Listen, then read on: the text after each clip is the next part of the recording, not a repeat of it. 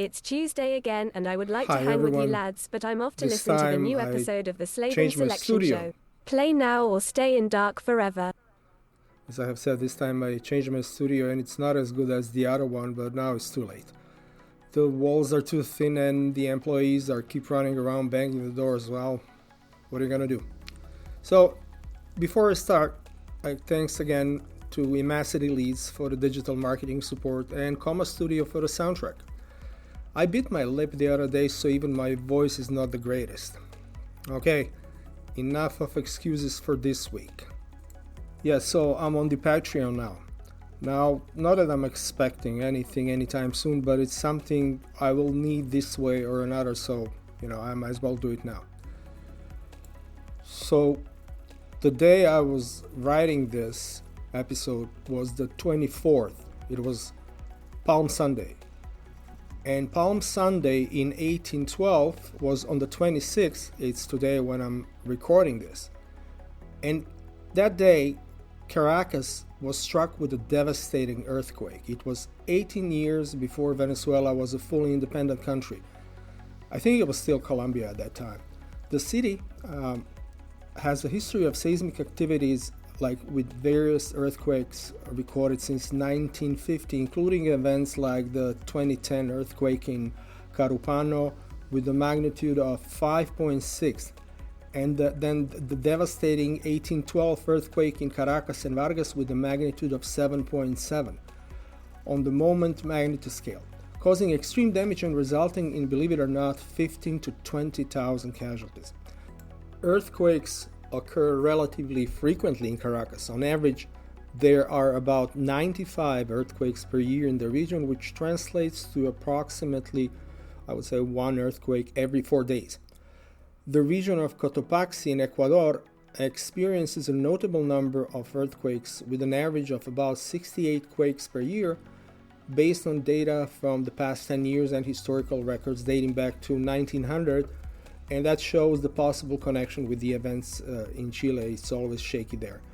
While there have been no recent significant earthquakes reported in Cotopaxi, Ecuador, it is important to know that the area is seismically active, and monitoring for potential seismic events is crucial for preparedness and response efforts. So most likely because of the volcano in Ecuador, like the whole area is like really like a risky, and it's important to monitor the activities there. And also, like, let's go back to Europe for a sec. Like, let's not forget like the famous 1755 earthquake of Lisbon, which had such a profound effect on the world that we are still feeling its impact today. The BBC referred to it as the earthquake that changed history. However, in many respects, we bear responsibility for the earthquake's devastation. We are increasingly living in major metropolitan regions, and this tendency is expected to continue. Currently, more than half of the world's population lives in urban areas, with this proportion expected to rise to 68% by 2050. And, the truth is, we also fail with the structures and material in order to make it cost effective. Although I'm not an expert in material science, it appears that many earthquake casualties have been prevented, right? And this shift towards urban living is driven by factors such as population growth and migration from rural to urban areas. The United Nations predicts that by 2050, an additional 2.5 billion people will reside in urban regions, and it's mostly going to be Asia and Africa. Notably, countries like India, China, and Nigeria are projected to contribute significantly to the growth of the world's urban population.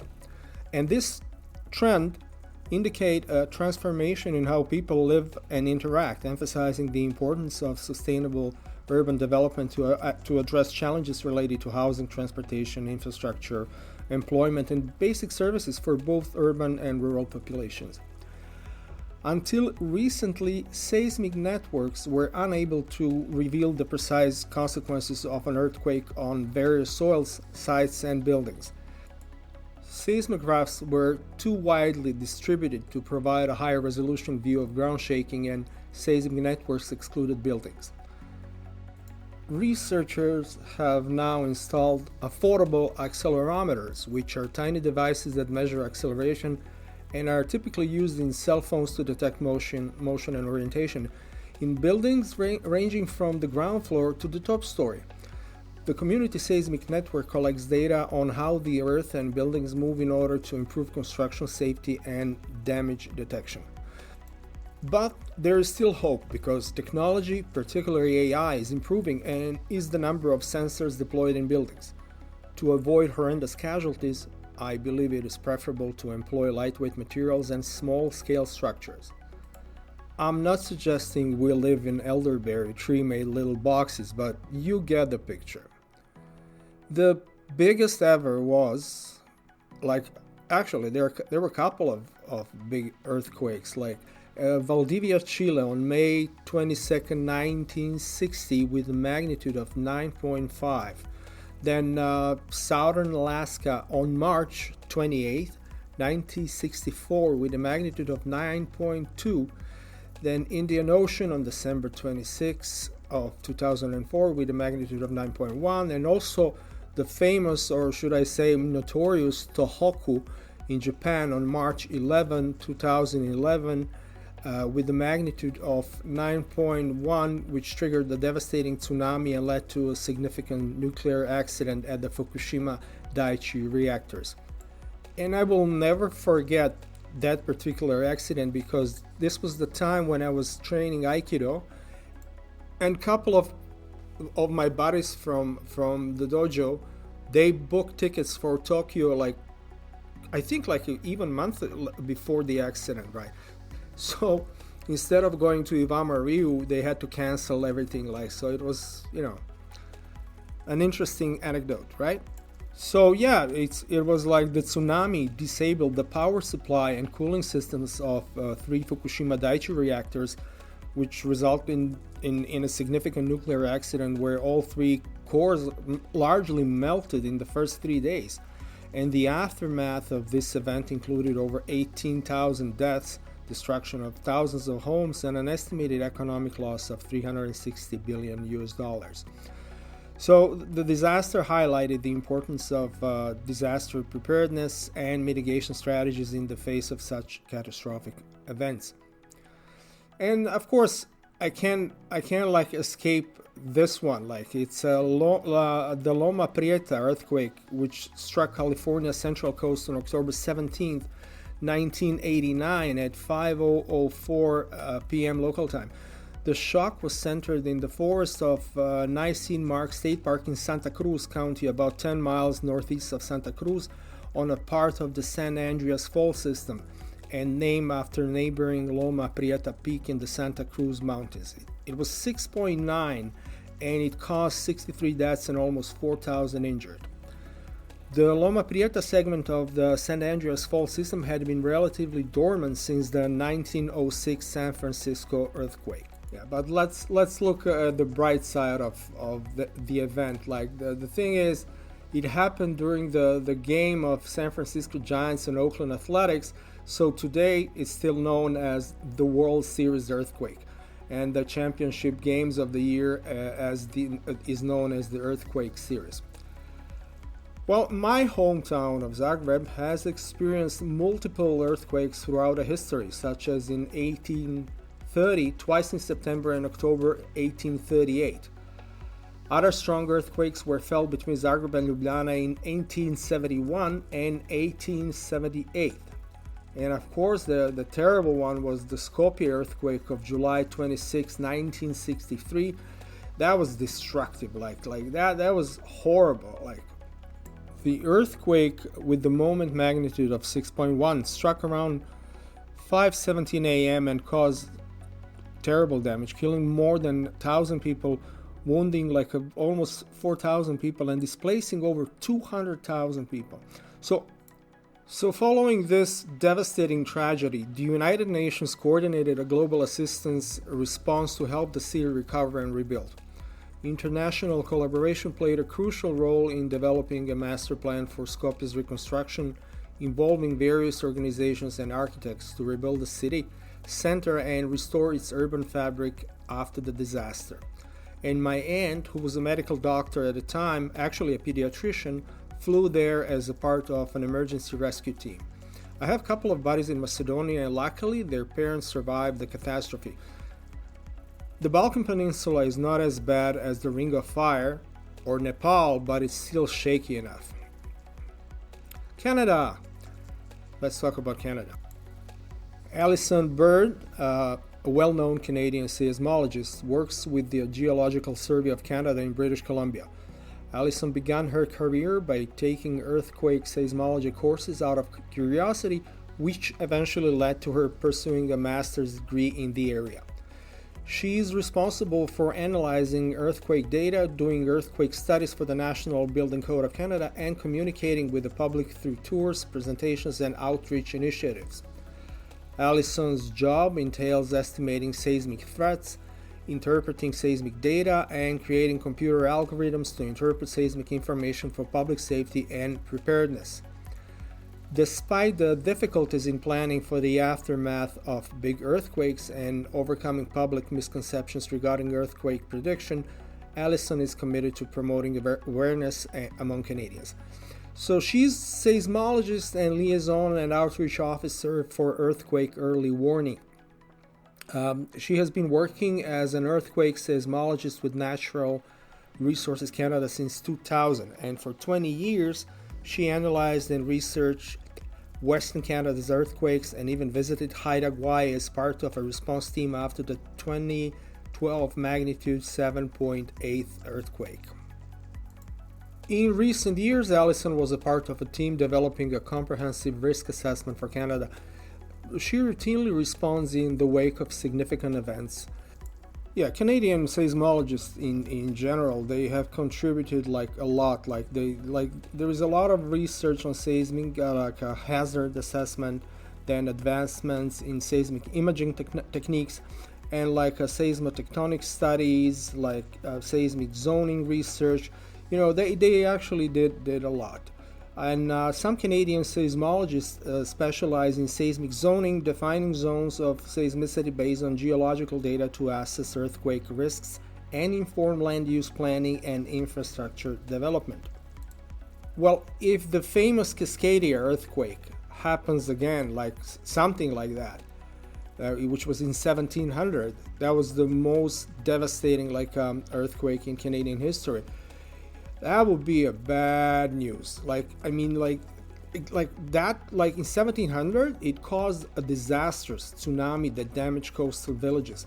And again, then the 1946 Vancouver Island earthquake, which was pretty bad, which resulted in damage and casualties in the impacted areas.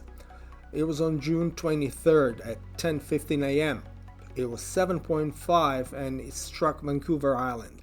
The major shock epicenter was located in the Forbidden Plateau area northwest of Courtenay, and the earthquake devastated Vancouver Island, destroying 75% of the chimneys in nearby communities such as Cumberland and Union Bay, as well as causing significant damage in Comox, Port Alberni, and Powell River.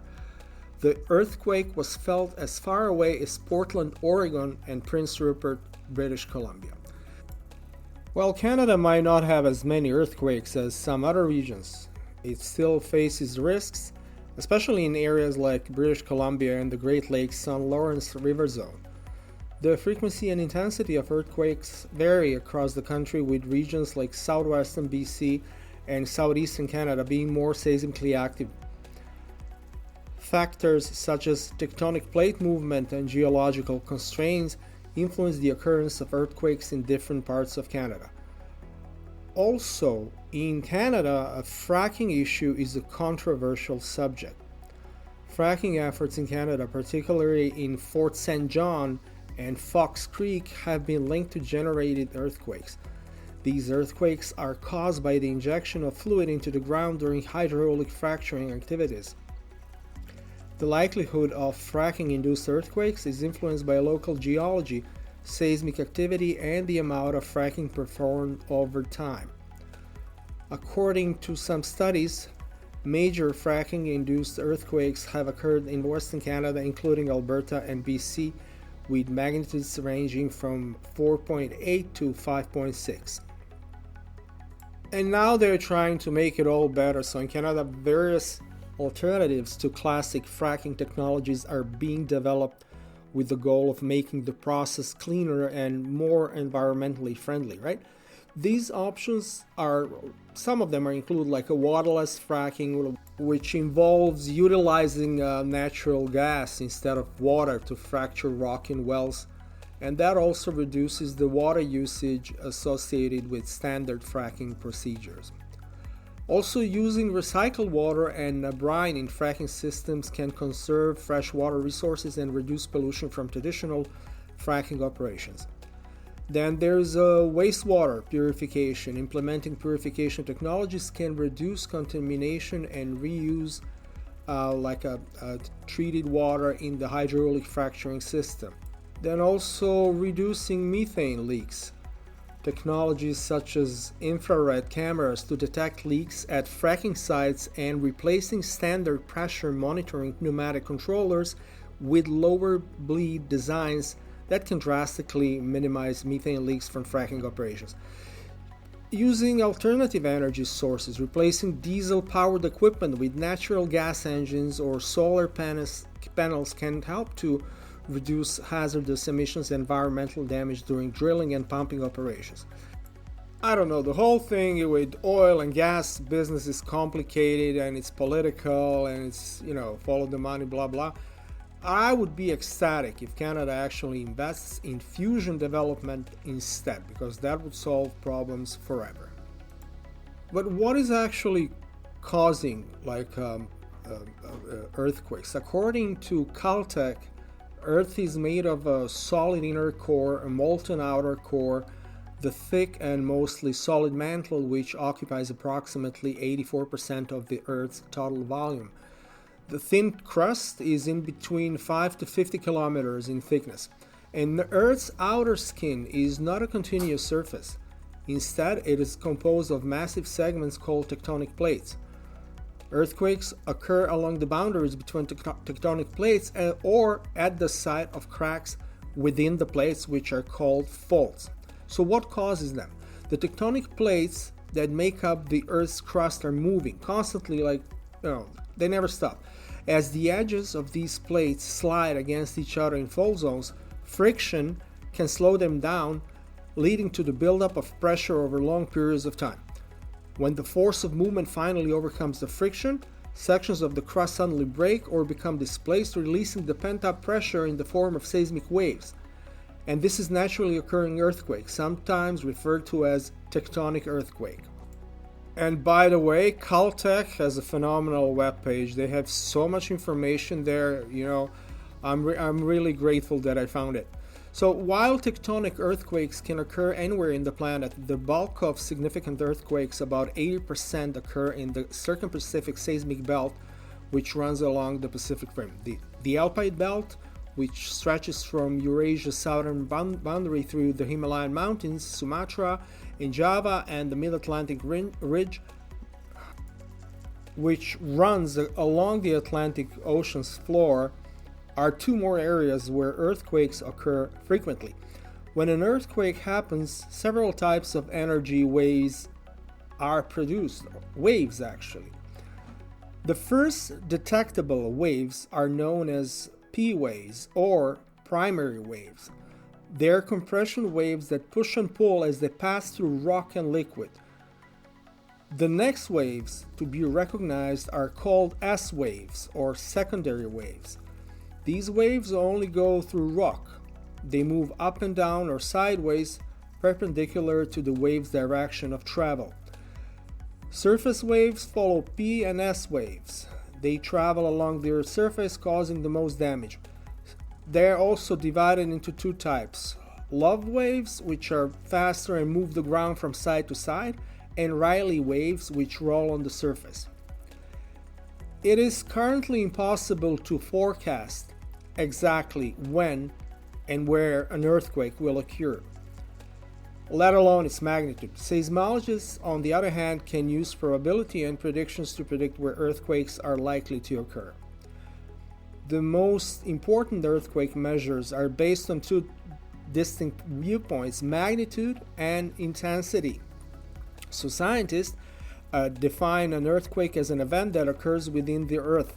For the rest of us, it is a remarkable movement of the ground. Magnitude measures the former and intensity measures the latter. So in seismology, MW stands for moment magnitude, a numerical measure of an earthquake magnitude or relative size. So Japanese seismologist Hiro Kanamori and American seismologist Thomas C. Hanks pioneered the concept of moment magnitude in the 1970s. It is regarded as the most accurate scale for determining the magnitudes of the largest and most damaging earthquakes, particularly those bigger than magnitude 8. Moment magnitude accounts for the earthquake's seismic moment, MO or M0, which is a measure of the overall energy produced by the earthquake. Moment magnitude, unlike the Richter scale, ML, body weight scale, MB, and surface weight scale, MS, accurately calculates earthquake size based on fault geometry and seismic movement. And when it comes to earthquakes, there's one thing I was always fascinated with it. Like, I didn't even know the name until I met this guy. He was a journalist, at this TV station, and he was a scientific journalist. He explained me what piezoelectricity is. After that, I was obsessed with it. So, could it be that lights over the St. Lawrence River in Quebec are actually piezoelectricity? And is it behind the so-called cell combustion? That's a food for thought. Joke aside, according to the sources cited, there is no direct evidence relating piezoelectricity and spontaneous human combustion. Piezoelectricity is the accumulation of electric charge in some solid materials, including crystals, ceramics, and biological matter such as bone, DNA, and proteins, in response to mechanical stress. And French physicist Jacques and Pierre Curie discovered the phenomenon in 1801. This effect is reversible, actually, which means that materials with this effect can generate mechanical strain when exposed to an electric field, and that's really interesting. The lights seen across the St. Lawrence River in Quebec are part of the two different phenomena, like earthquake lights and northern lights or aurora borealis, right? On November 12, 1988, a vivid purple-pink globe of light was observed near the St. Lawrence River in Quebec, preceding a strong quake, confirming the presence of earthquake lights, or that's actually piezoelectricity from what I understood. Earthquake lights are unusual illumination phenomena that occur during or before earthquake activity and are created by the electrical characteristics of particular rocks interacting with gases in the Earth's magnetic field. Okay, so I'm not sure if I understood it well. Is it piezoelectricity or is it something else? See, that's one thing, that's my fault. Anyway, so earthquakes are largely caused by the movement of tectonic plates within the Earth's crust. When these plates, which form the Earth's outer skin, slide against one another in fault zones, friction can accumulate over time due to their slow movement, resulting in a sudden release of tension along faults. This release of stress generates rapid motion along faults, resulting in seismic waves that cause the ground to tremble. But they can also be caused by human activities such as fracking, waste fluid disposal related with oil production, volcanic activity, mining operations, and subsurface explosions. These actions can produce seismic waves comparable to those caused by natural earthquakes. So what does the future look like? Can we expect something that we have never seen before, something like terrible, not 9 and not maybe 10, 11, I don't know. So is the future bright, or should I say crusty? Can we ever expect a magnitude we have never witnessed before? According to the information that I supplied in the sources, earthquake prediction is still an immature discipline with no successful earthquake prediction based on fundamental physical principles. The so-called Gutenberg-Richter law of Seismology states that the more little earthquakes occur throughout the time, the greater the risk of major earthquakes in the future, which is totally the opposite of what I heard when I was a kid. Like, I was always listening to my mom saying, like, it's good to have little earthquakes, then they won't be the big one. Like, I say, yeah, whatever. However, anticipating a truly unique earthquake occurrence that outperforms all prior ones is fundamentally challenging due to the diversity of seismic activity and present prediction skills. While efforts are being made to enhance earthquake forecasting through approaches such as machine learning and deep learning, successfully predicting an earthquake that is wholly unexpected remains a serious scientific issue. The Mohorovic discontinuity, sometimes known as the MOHO, is a prominent boundary within the Earth's lithosphere, separating the crust from the upper mantle. Andrija Mohorovic, a Croatian seismologist, found this border in 1909 during an earthquake in Croatia. The MOHO is identified by a shift in seismic wave velocity from the crust to the top mantle of the lithospheric plate. And the MOHO is significant for understanding the structure and evolution of the Earth since it contains information on plate tectonics and seismic activity. It can be detected using seismic data, which is produced by the release of energy during earthquakes and other disturbances. The depth of the MOHO varies by geographic region, averaging roughly 10 kilometers beneath the marine crust and reaching up to 70 kilometers beneath continental crust. Overall, the MOHO is a critical barrier in Earth structure, influencing seismic wave propagation and providing important information about the composition and properties of the Earth's lithosphere. If you're still so intrigued by the earthquakes, I strongly recommend you to read Richter 10 by Arthur C. Clarke and Mike McKay. There are some conflicting reviews of the book, with some readers critiquing character development and language, but the Richter 10 is a fast-paced story full of dramatic events and scientific mystery. And my friends, that was all for today. The next time we'll discuss something about, I guess, solar eclipses. And I'm sorry, it's not only that I bit my tongue, but it's the spring is here, and my voice is not as it usually is. Stay seismological. Stay selective. Bye bye.